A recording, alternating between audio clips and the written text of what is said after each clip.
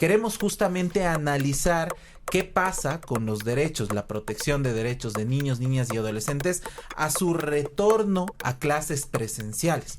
Una de nuestras compañeras periodistas nos comentaba y nos decía, claro, se cambió de un tema de 2 años de estar en confinamiento, tener algunas situaciones incluso quizá de violencia en la familia, sales a la institución educativa en donde debería de existir esta protección y no la hay, lamentablemente, al menos en este caso que se lo ha señalado. Para eso vamos a conversar con Sibel Martínez, quien ya se encuentra en pantalla. Agradecemos, Sibel, nuevamente compartir con nosotros aquí en Wambra Medio Comunitario. Bienvenida.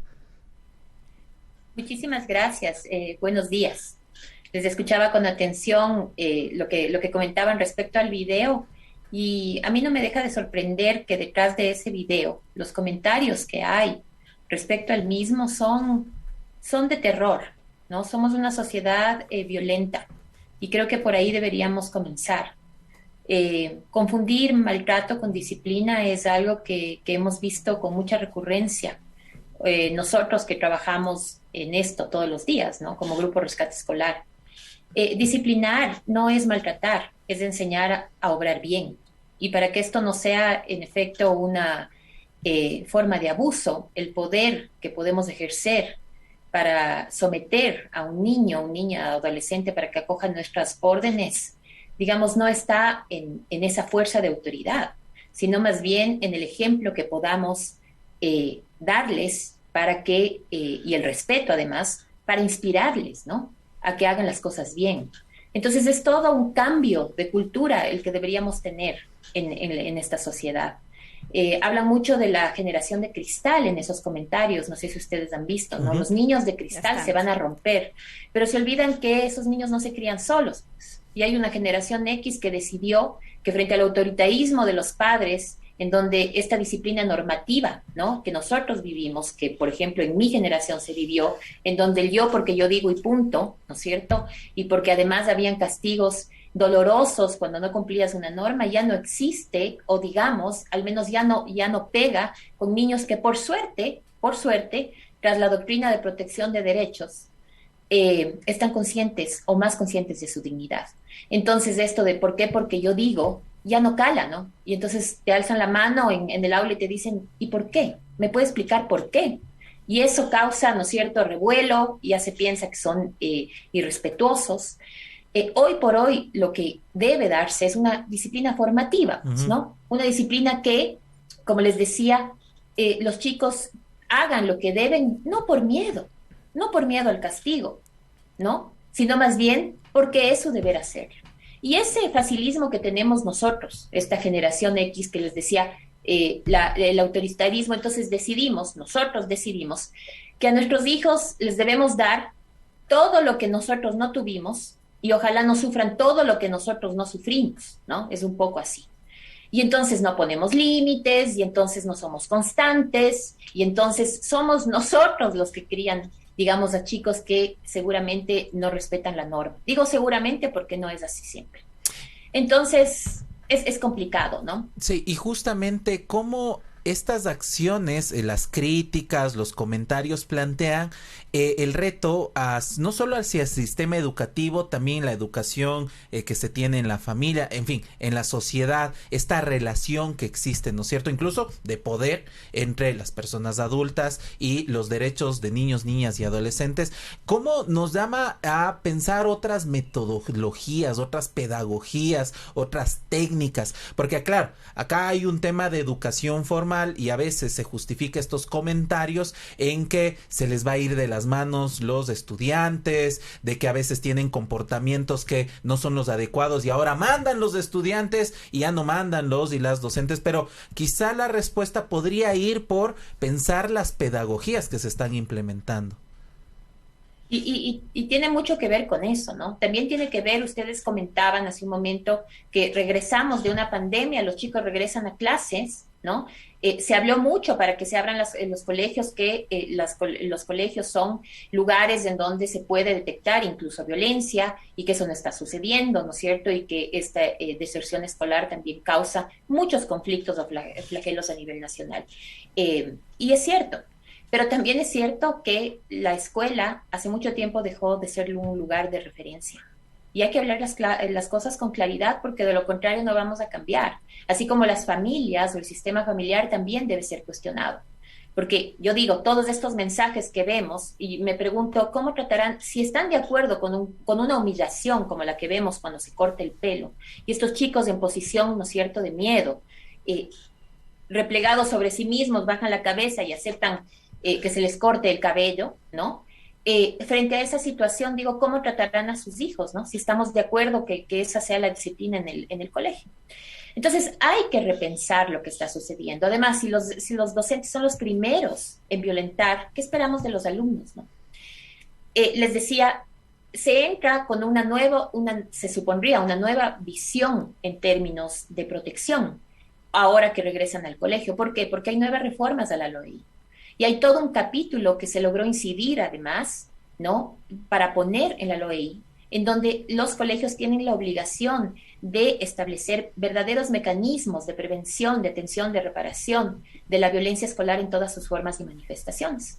Y hay incluso definiciones de acoso escolar, de hostigamiento académico, que es este comportamiento cruel que exhibe un docente, una autoridad en contra de uno o varios alumnos con el fin de humillarlos, socavarlos, menospreciarlos. Lo que vimos en el video, ¿sí? Entonces, hay que montar todo un sistema y es un proceso, no es un suceso, ¿no? Es un proceso sostenido en el tiempo que pretende cambiar la cultura escolar en materia de violencia y ojalá la cultura social en materia de violencia. Porque no nos olvidemos que en las comunidades educativas se trabaja con autoridades, con padres, con alumnos. Y eso sería lo más óptimo. Pero eso no está sucediendo ahora. Y lo que vemos es esto, ¿no es cierto?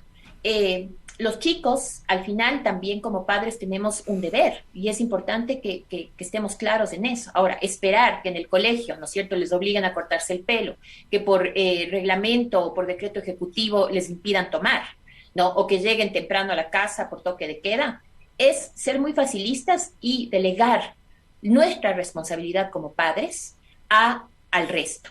Eso es importante también saber. Y reconocer que los niños, niñas, adolescentes no nacen pues sabiendo de autocontrol, de comportarse bien. Esto es algo que van aprendiendo con el tiempo.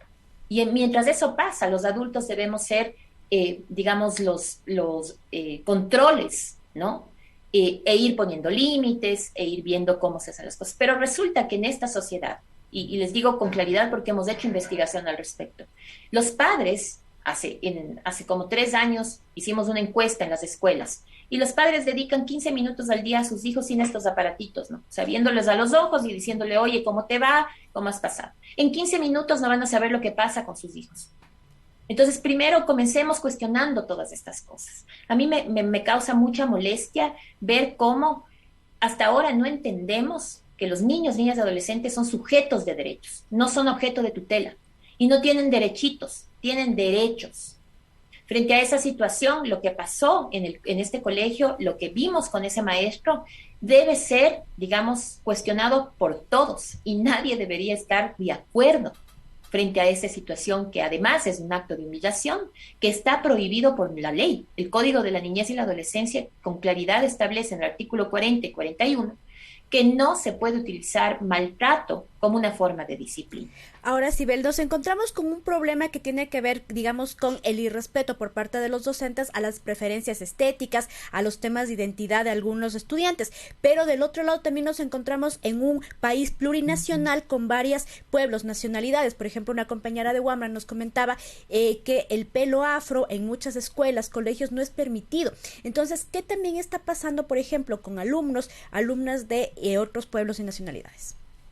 A ver, eso es súper importante porque nosotros hace mucho tiempo, creo que en el 2018 presentamos una queja a la Defensoría del Pueblo, con algunas organizaciones de sociedad civil cuando se dio el caso en un colegio de corte militar que se sancionó a una cadete, ¿no? Una adolescente que se había rapado el pelo. Y en el reglamento de esta institución educativa decía con claridad que las chicas no podían llevar el pelo más allá de los hombros y debía ser recogido en una coleta con una como malla, no me acuerdo el nombre exacto de este tema. Y claro, esta chica llegó con el pelo corto y no era un acto de rebeldía, sino que hacía natación, se le había dañado ¿no? el pelo y decidió cortarse. Y le dijeron que para entrar al colegio debía utilizar una peluca. Esa era la condición. Su madre en protesta además se rapó el pelo también. Nosotros tomamos el caso, bueno, y fue todo un revuelo, ¿no? Mandaron a corregir ese reglamento. Y nosotros pusimos en la Defensoría, como les digo, toda una queja para que se reformen los códigos de convivencia que tenían patrones restrictivos y excluyentes o normas restrictivas y excluyentes respecto a estos temas, porque va en contra de la libertad estética y libre desarrollo de la personalidad de los adolescentes, ¿sí? El que un chico o una chica tenga pintado el pelo de colores no influye en su educación, ¿no? Y no hay una sola visión del mundo, tampoco una única moral cívica, y por lo tanto debe estar de acuerdo a ese código de convivencia. Logramos que a través de una circular el Ministerio de Educación envía a todos los colegios, ¿no es cierto?, un recordatorio de que los reglamentos o los códigos de convivencia no podían contener normas que vayan en contra de estos principios o de estos derechos. Esto se ha diluido, ¿no? Vemos otra vez cómo, ayer a través de que inferimos, yo no conozco qué es lo que sucedió, pero inferimos que en efecto los chicos tenían el pelo largo, entre comillas, y decidieron cortarlos, ¿no es cierto? Eso es ilegal, es inconstitucional, vulnera los derechos de los chicos. Y obviamente lo que deberíamos todos bregar es que esos códigos de convivencia no contengan normas restrictivas, por supuesto, ¿no? Y entender que, digamos, la educación no va de la mano y más bien tendríamos que apoyar estas libres decisiones de los chicos porque vamos fomentando su personalidad, vamos ayudando a que ellos decidan, ¿no es cierto?, su libre desarrollo de la personalidad. Pero esto no se entiende, ¿no? Es increíble pensar que todavía creemos que un corte de cabello va a hacer la diferencia en la educación, cuando deberíamos estar peleando, primero porque los chicos conozcan sus derechos, ¿no? Pero porque además las escuelas sean lugares sanos, seguros, libres de violencia, con igualdad de oportunidades. Y eso no está sucediendo. Justo sobre este punto y esperamos que autoridades, pero sobre todo los chicos y chicas que siguen Wambra estén viendo este informativo, ¿qué acciones cuando se dan este tipo de cosas se puede tomar? Digo también como este esperado acompañamiento que pueda dar algún familiar o incluso existen y poner en práctica estos mecanismos de participación. En los colegios existen consejos estudiantiles, que no quede justo la participación como, no sé, en una anécdota. ¿Qué tipo de acciones se pueden tomar cuando se vulneran así directamente los derechos de niños, niñas y adolescentes? Se debe denunciar en la Junta de Protección de Derechos. Nosotros hemos tenido casos muy puntuales, como les comento, en particular, que generó incluso una queja en la Defensoría del Pueblo. Esa circular no ha sido derogada, por lo tanto está vigente. Y entonces la que obligatoriamente emitió el Ministerio de Educación tras esta queja que les comento. Por lo tanto, si es que esto sucede, si es que a los chicos no les permiten entrar porque tienen un piercing, porque no se han vestido de la manera adecuada según, ¿no es cierto?, la visión de ese colegio, tienen el pelo de colores o tienen un afro, ¿no? Frente a esa situación hay que denunciar. Los chicos tienen que saber que tienen derechos y que estas normas restrictivas van en contra de sus derechos y por lo tanto se puede denunciar. Las juntas de protección de derechos son una opción, las juntas distritales también lo son. Yo aconsejaría más las juntas de protección de derechos. Y hemos tenido casos muy interesantes, ¿no? Chicos con tatuajes, ¿no? Que no les dejan entrar al colegio porque tienen un tatuaje o incluso tienen aretes muy grandes, ¿no?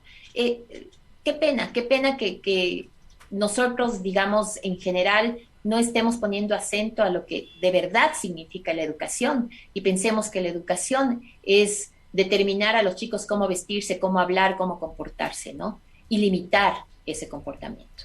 Ahora, pasando y se ponía en contexto, los chicos y chicas y chiques regresan a clases luego del confinamiento en pandemia Y vamos quizá a la parte propositiva en las instituciones educativas o a esta demanda, o esta exigencia de el debido acompañamiento también psicológico que debería de existir en las instituciones. Digo, regresas a clases, estuviste 2 años en confinamiento en diferentes circunstancias, un país tan inequitativo, en algunos casos sí tenías acceso a internet, a servicios básicos, en otros no, se complicó la situación. ¿Cuál debería de ser la mirada de las instituciones educativas para este acompañamiento de un retorno a clases, de un encontrarse nuevamente con los otros y otras, la división de los horarios? ¿Cómo pensarlo? Bueno, nosotros reclamamos mucho, digo, desde un principio de la pandemia se perdió la posibilidad enorme de trabajar en temas mucho más relevantes que aprender, digamos, materias formales, ¿no? Yo decía, en la pandemia, a través de la virtualidad y muchas veces por WhatsApp, porque eso pasaba, ¿no es cierto? Se mandan deberes. ¿Cómo aprenden matemáticas los chicos? Es muy difícil, ¿no es cierto? Y va a haber una brecha ahí en términos de educación complicada. Entonces, primero sería importante igualar esos conocimientos. Pero yo les decía, se perdió una oportunidad enorme de trabajar en temas de real importancia, como es la violencia, como son herramientas de educación sexual integral, ¿no es cierto? De temas como el ciberacoso, con violencia digital y la virtualidad. Eso no se hizo y ahora entonces los chicos regresan y regresan además tras un confinamiento largo en donde seguramente muchos de ellos, no estoy generalizando, pero han estado a merced de sus agresores. No sabemos todavía qué rasgones humanos dejó la pandemia. Entonces, lo óptimo sería que se haya elaborado un plan desde el Ministerio de Educación para trabajar muchísimo en temas de autoestima, muchísimo en temas de digamos, solidaridad, de temas de importancia tras un confinamiento tan largo y tras una pandemia como la que estamos viviendo. Pero no ha pasado eso. Es decir, estas políticas de bienestar social tendientes a mejorar incluso la salud mental de los chicos tan venidos a menos, que han perdido incluso habilidades de relacionamiento. No está en el imaginario del gobierno, no está en el imaginario, en este caso, del Ministerio de Educación. Entonces, estamos viendo eso, estamos viendo también un incremento de acoso escolar, ¿no? Es grande, ya lo vimos, digamos, en la virtualidad, el ciberacoso también sucedió, y además esta exposición a problemas de violencia sexual digital, no necesariamente dentro de los colegios, pero sí los chicos conectados y sobreexpuestos a la tecnología. Entonces, pero no hay respuestas frente a este tema. Habría que repensarse. Y de hecho es hora de repensar el modelo educativo que estamos manejando, ¿no? Que no es el óptimo. Los chicos se aburren, están muy aburridos, no sienten ese deseo además de seguir estudiando, y con estas visiones tan pequeñitas hay mucho retroceso en materia de educación, de derechos, del derecho a la educación. Porque además, no lo digo yo, digamos, ya organismos internacionales dijeron con claridad que en la pandemia en algunos derechos se ve retrocesos de 7, 8, 10 años. Y educación no es la excepción a la regla. Comencemos por el hecho de que muchos chicos ni siquiera tenían medios telemáticos para poder conectarse y estudiar. Eso, sumado a la violencia, crea un terreno fértil que no queremos que pase, pero seguramente va a pasar, respecto a chicos que van o a desertar o no van a regresar, porque muchos ya han salido y no han regresado, y tampoco se ha pensado en eso, ¿no? En un modelo que permita a los chicos que salieron del colegio regresar. Y si a eso sumamos la violencia, o sea, es un pronóstico reservado, ¿no? Hemos dado pasos atrás, y como les digo, ya hay en la OEI todo un capítulo, desde el artículo 66 y siguientes, respecto a el manejo de la prevención de la violencia escolar en todas sus formas y manifestaciones. Y ningún colegio, hasta donde yo he conocido, ha implementado estos mecanismos que les comento, que tienen además mínimos, ¿no? Como no podemos prevenir la violencia si no conocemos al respecto, como para comenzar. Veíamos ayer con este video lo que sucedía. Eso se llama hostigamiento académico, y seguramente muchos colegios no están familiarizados siquiera con el concepto. Y hay que medir índices de violencia. al interior de las escuelas, ¿no? No es un tema de decir, a mí me parece que aquí hay acoso o ciberacoso, hay que medir esos índices. Y todo eso es obligación y no se está cumpliendo. Finalmente, Sibel, cambiando de tema, hace un par de días se conmemoraba, o bueno, se cumplía un año del informe de la Comisión de la Verdad que usted presidía. ¿Qué ha pasado con ese informe a propósito, además de que en este momento estamos discutiendo el tema de amnistías?